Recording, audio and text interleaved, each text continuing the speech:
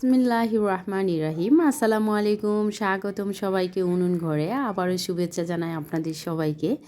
কেমন আছেন সবাই? আশা করছি ভালো আছেন। আজকে রান্না করব অনেক শখের, আমার পছন্দের আজকে ডাল দিয়ে লাউ রান্না।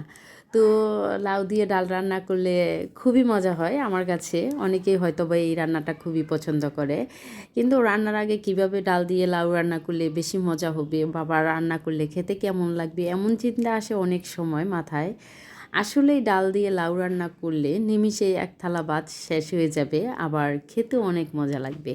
আর আজকে যে লাউটা নিয়েছি পরিমাণে খুবই ছোটো, 1 কেজি পরিমাণের হবে। আর আমার লাউটা হাজারি লাউ নামে পরিচিত। যে ভাইয়াটার থেকে কিনেছি ওই ভাইয়াটা বলেছে লাউটার নাকি হাজারি লাউ নাম, কিন্তু উনি বলার পরেই আমি জেনেছি, কিন্তু আগে জানতাম না।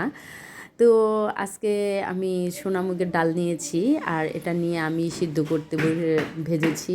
আর ভাজার কারণ হচ্ছে সোনামুগের ডালতে কাঁচার মাঝে একটা স্মেল থাকে, স্মেলটা হয়তো অনেকে পছন্দ করে না। ভেজে দিলে ভাজার একটা খুবই সুন্দর গন্ধ আসে, আর খেতেও খুবই ভালো লাগে।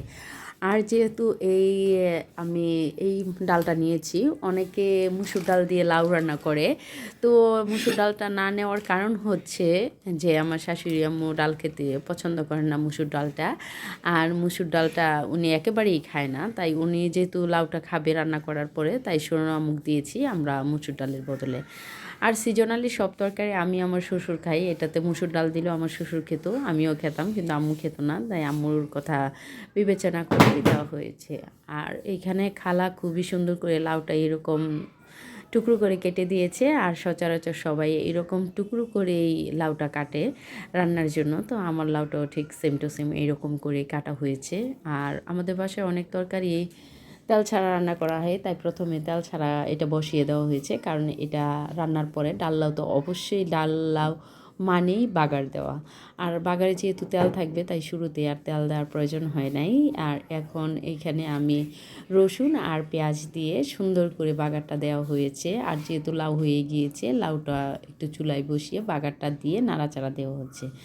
আর যেহেতু আমাদের লাউ রান্নাটা একেবারেই শেষ, এর মাঝে এখন ধনেপাতা দেওয়া হবে। আর ধনেপাতা দেওয়ার কারণ হচ্ছে ডাল লাউয়ের মাঝে কাঁচামরিচ আর ধনেপাতা এগুলো থাকবে, এটার একটা গন্ধ আসবে, খেতে ভালো লাগবে। তো আমাদের রান্না করাটা একেবারেই শেষ, দুপুরের জন্য আমি বেরিয়ে নিয়ে যাচ্ছি। আর লবণ দেখার জন্য আমি একটি খেয়েছি, খাওয়ার মাঝে খুবই সুন্দর মজা হয়েছে এবং গন্ধটাও খুবই সুন্দর ছিল, যা আপনাদেরকে বলে বোঝানো সম্ভব না। তো আপনারা সবাই ভালো থাকবেন, সুস্থ থাকবেন, এরকম রান্নার জন্য ট্রাই করবেন, আমার জন্য দোয়া করবেন। আল্লাহ হাফেজ।